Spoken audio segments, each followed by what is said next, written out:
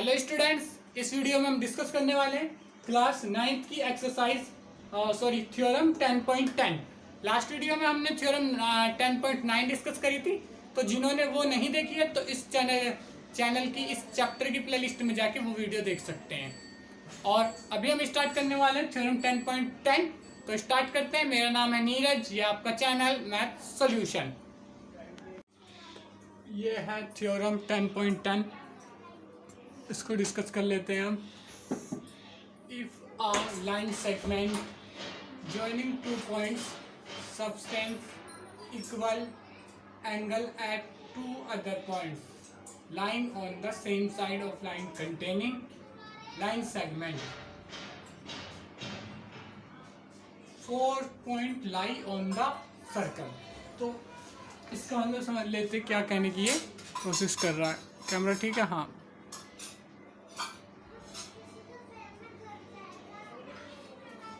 ठीक है। तो इसका मतलब अगर देखो, ये कहने की कोशिश कर रहा है, if a line segment joining two points, कोई लाइन सेगमेंट दो पॉइंट को ज्वाइन कर रहा है, subtend equal angle of two other points, और दो इक्वल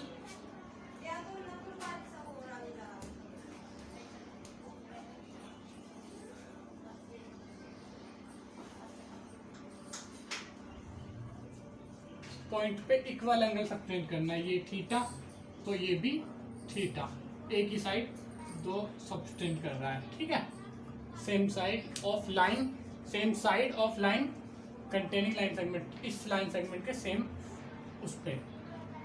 ठीक है, 4 point lie on a circle, तो ये चारों पॉइंट एक ही उस पे लाई करेंगे।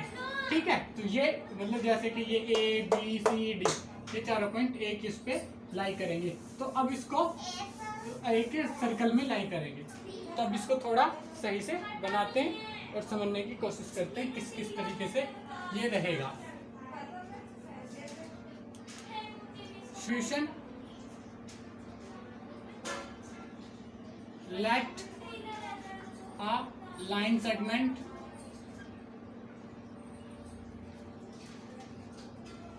join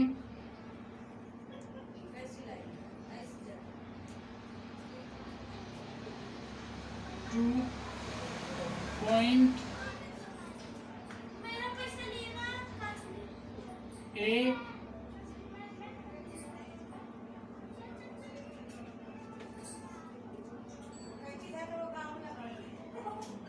B। ठीक है, एक लाइन ले लेते हैं ऐसी जो दो पॉइंट को ज्वाइन कर रही है, ए और बी, ए बी। ठीक है, ये हो गई line A B.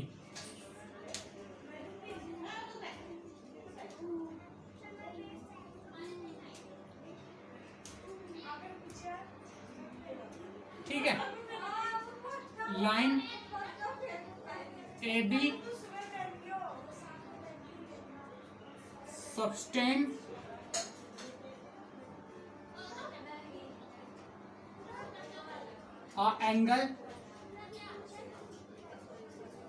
Angle A C B at point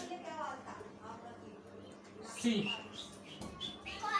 ये पॉइंट सी पे कोई एंगल बना रही है, पॉइंट सी ये है, इस पे कोई एंगल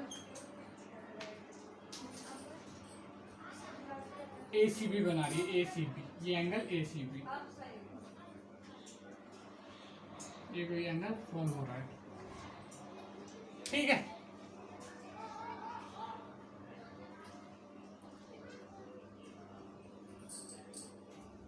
ठीक है, और उसके बाद एक और पॉइंट पे लाइन बना रही है। ठीक है,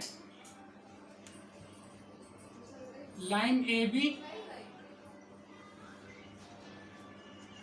also subtend angle A D B at point D. ठीक है, ये डी पॉइंट पे भी एक एंगल बना रही है, तो ये मान लो कुछ ऐसा होगा, ये एंगल यहाँ पे भी उसी के बराबर बन रहा है। ठीक है, ठीक है, यही लिखा था ना, सबसे equal angle at two other points lying on the same side of line containing. तो ये सेम साइड लाइन कर रहे हैं। तो इसके अलावा एक और चीज लिख देते हैं, C and D line on same side of A B. तो ये सेम साइड लाइन कर रहे हैं। ठीक है, we need to prove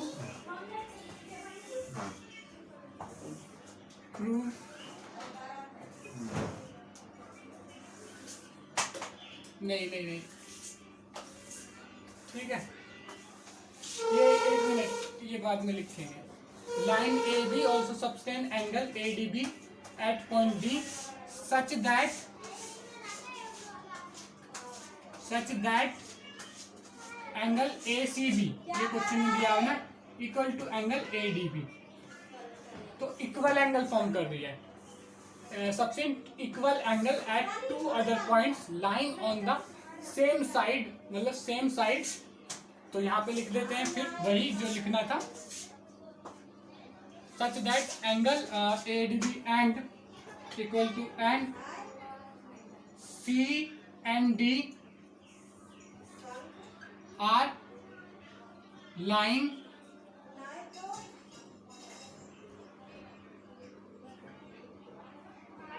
same side of A B. तो ये ए बी के सेम साइड लाई कर रहे हैं। ठीक है, same side line containing the line segment. तो सेम साइड लाइन पे कर रहे हैं। अब क्या है, वी नीड टू प्रूव, हमें क्या प्रूव करना है, A B C and D line on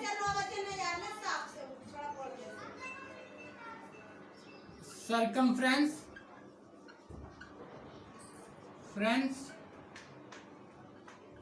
of a circle।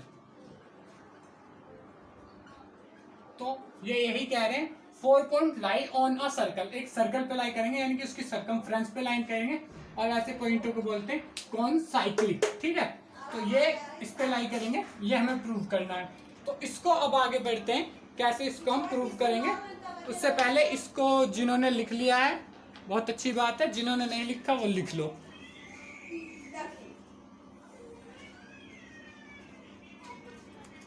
जिन्होंने बिल्कुल ही नहीं लिखा वो स्क्रीनशॉट ले लो, ताकि ज़्यादा टाइम वेस्ट ना हो।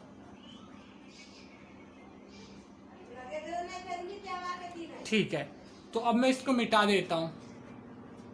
ठीक है, नोट कर लिया।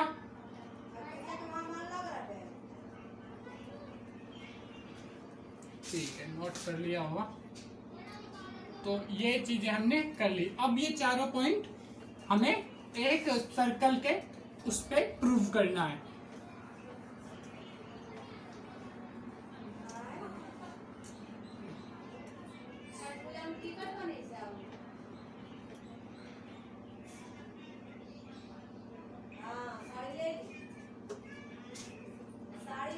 ठीक है,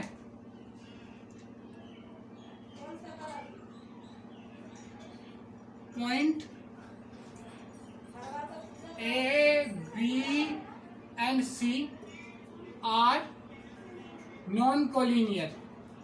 तभी तो एंगल बना रहे, कोलिनियर होते तो एंगल नहीं बनाते। नॉन कोलिनियर मतलब एक लाइन में नहीं है।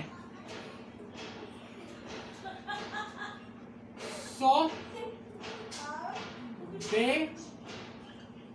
Can lie on a circle. तो ये सर्कल पे लाई कर सकते हैं। तो उस सर्कल को ड्रॉ कर लेते हैं। उस सर्कल को कैसे ड्रॉ करते हैं ये इसमें तो नहीं बताना, लेकिन ये मैं पहले ही बता चुका हूँ। तो क्या करना होता है, इससे परपेंडिकुलर ड्रॉ करो ऐसे, जो कि ऐसे, यहाँ पे इसका पार्ट नहीं है वो, लेकिन मैं बता देता हूँ फिर भी। इससे एक परपेंडिकुलर ड्रॉ करो ऐसे, फिर इससे भी एक परपेंडिकुलर ड्रॉ करो ऐसे, जो इसके साथ 90 डिग्री के अंदर बनाए। जहां पे वो परपेंडिकुलर इंटरसेक्ट करेंगे उसको सेंटर मानो और सर्कल घुमा दो, मतलब कंपास वहां पे रख के उसको सेंटर मान के एक सर्कल बना दो कंपास से, ठीक है। उस पे ये तीनों पॉइंट लाई करेंगे, ठीक है। तो ऐसा रहता है इनका, ठीक है। इनको जहां से ये मिड में से बाइसेक्ट करेंगे, मिड में से इनका मिड पॉइंट निकाल के जो परपेंडिकुलर ड्रॉ होगा ना मिड पॉइंट से करनी है, फिर जहां पे वो इंटरसेक्ट करे उससे सर्कल बना देना, तीनों पॉइंट उस पे आ जाएंगे, ठीक है। और कोई भी कोलिनियर पॉइंट होता है, नॉन कोलिनियर, वो एक सर्कल बना ही देते 3 पॉइंट के अलग, ठीक है। जैसे कि ये 3 कोई भी रैंडम डाल के ये किसी ना किसी एक सर्कल पे लाई कर जाएंगे, ठीक है। अगर जैसे कि इन पे से इसको मिला दिया, इसको मिला दिया, फिर इससे परपेंडिकुलर खींची, फिर इससे परपेंडिकुलर खींची, तो इससे जो सर्कल बनेगा वो ऐसे करके बनेगा और तीनों पॉइंट उस पर लाई कर जाएंगे, ठीक है। इस तरीके से ये होता है। इमेजिंग थोड़ा करो, ठीक है। तो ये मान लिया कि ये यहाँ से सर्कल बन गया इसी तरीके से, जिसपे ये तीनों पॉइंट लाई कर रहे हैं, और मान लिया कि डी उस पर लाई नहीं कर रहा है, ठीक है। ये तो लाई करी जाएंगे क्योंकि ये नॉन कोलिनियर है, ठीक है। लेट सपोज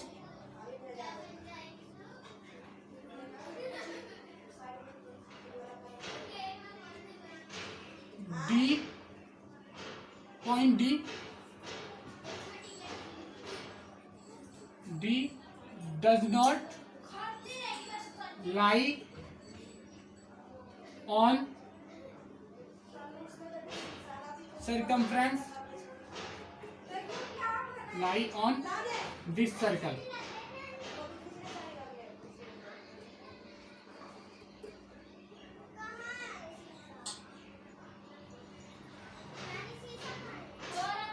ठीक है।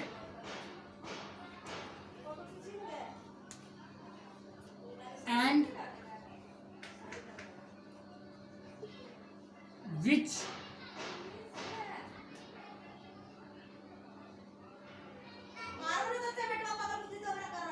point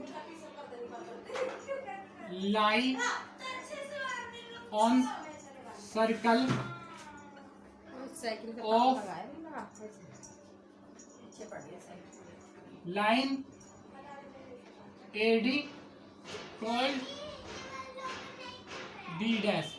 तो इसको तुम अपनी लैंग्वेज में लिख सकते हो, यानी कि ये जो AD का पॉइंट जो सर्कमफ्रेंस को इंटरसेक्ट कर रहा है उसको D डैश मान लेते हैं। तो अब हम ये प्रूफ करेंगे कि अब उसके बाद ज्वाइन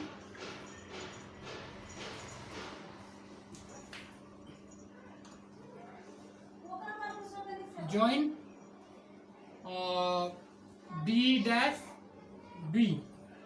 तो D डैश और B को ज्वाइन कर दिया, यहाँ से D डैश और B को ज्वाइन कर दिया, ठीक है, ठीक है। B लाई कर रहा था, C ये मान लिया कि एक कोई पॉइंट लाई नहीं करेगा 4 में से, ठीक है। तो ज्वाइन ये कर लिया।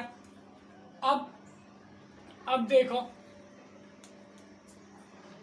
Angle ACB is equal to angle A dash D B। Angle ACB is equal to AD dash B। क्यों होगा ये बराबर? क्योंकि हमने पढ़ रखा है कि जो कॉर्ड होती है इक्वल साइड इक्वल, मतलब ये अगर AB को एक वो मान ले आर्क मान ले, तो इस पे जो लाई करेंगे वो जो पॉइंट होंगे वो एंगल बराबर होंगे। हमने ये प्रूफ कर रखा है, ठीक है। फ्रॉम थ्योरम 10.9 है या 10.8 है, वो अपने आप देख लेना, वैसे 9 ही है जहाँ तक, ठीक है ना। इनमें से एक थ्योरम में ये हमने प्रूफ करा है, ठीक है। उसके बाद जब ये दोनों बराबर हैं ठीक है, ये कहाँ से हमने बता दिया। तो अब हम क्या लिख लेते हैं, इसको 1 डाल लेते हैं। अब हम क्या रखते हैं, angle A D dash B, angle A D dash B, ठीक है, इज इक्वल टू, ये एक्सटीरियर एंगल है यहाँ पे, या इसको पहले लिख देता हूँ मैं, 1 मिनट इसको नोट करो फिर आगे करवाता हूँ, ठीक है। जिन्होंने नोट नहीं किया वो स्क्रीनशॉट ले लो फटाफट। 1 2 3 4 5।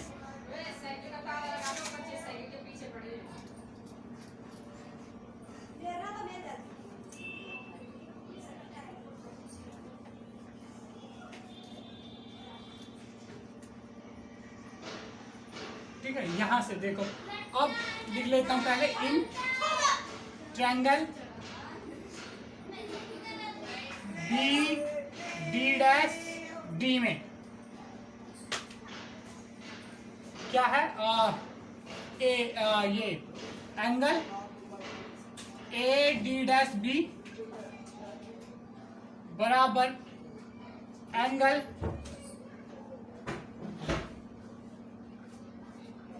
D dash D B plus D dash B D, क्योंकि यहाँ पे देखो ये एक्सटीरियर एंगल है और ये दोनों इंटरनल एंगल है, तो इस एक्सटीरियर एंगल का इसके अपोजिट वाले के सम के बराबर ये होता है, ठीक है। ये पढ़ा होगा एक्सटीरियर एंगल प्रॉपर्टी से, एंगल प्रॉपर्टी से ये हमने लिखा है, ठीक है।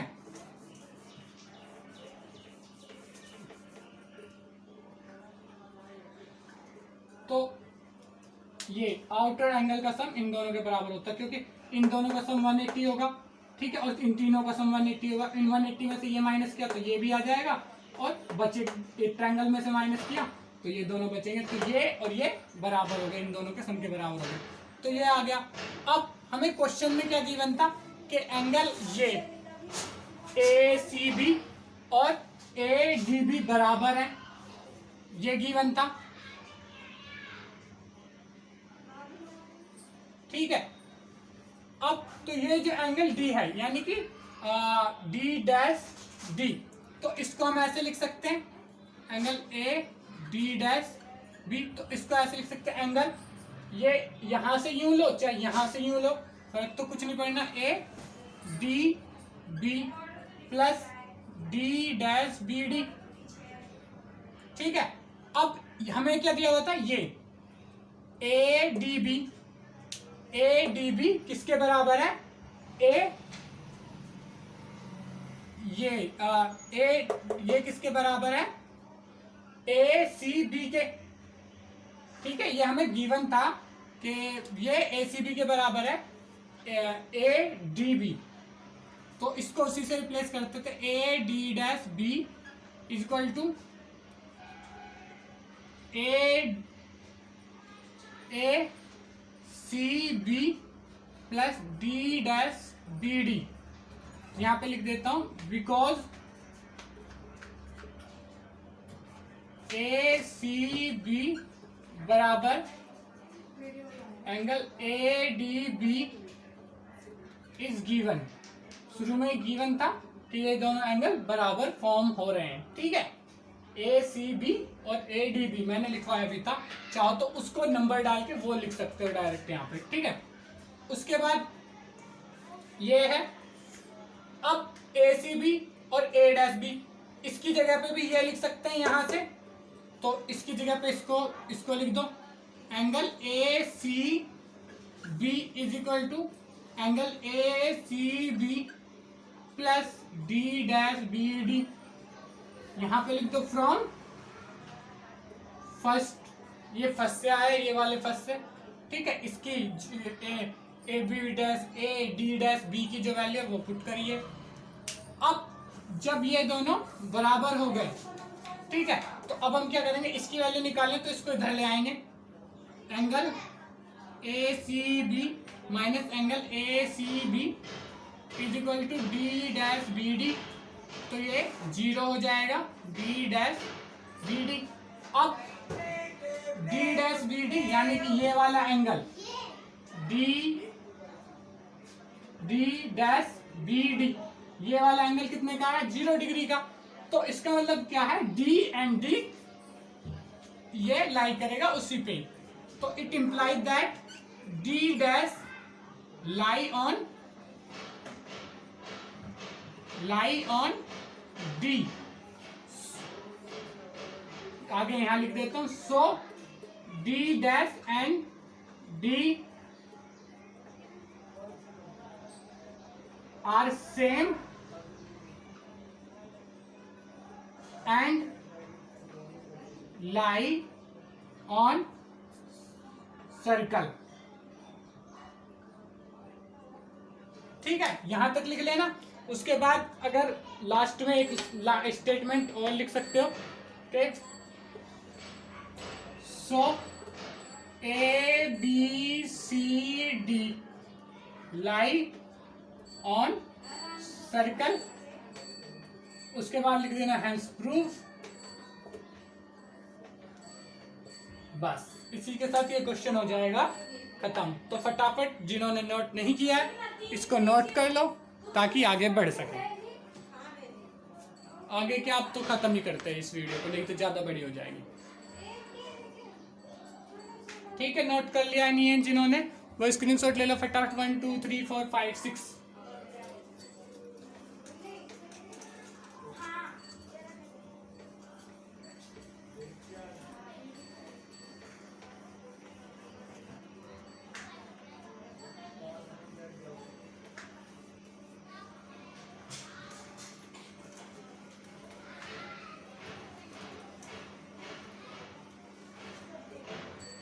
तो इसी के साथ इस वीडियो को करते हैं ओवर।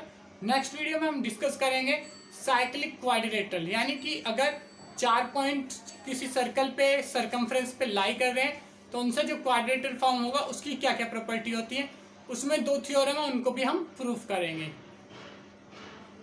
तो अगर आप चाहते हैं कि उस वीडियो की नोटिफिकेशन आपको मिले तो चैनल को सब्सक्राइब करके बेल आइकन को दबाएं। इसके अलावा अगर वीडियो अच्छी लगी हो, समझ में आया हो, तो वीडियो को लाइक जरूर करें और अपने फ्रेंड के साथ शेयर करें ताकि उनकी भी हेल्प हो पाए। Thank you.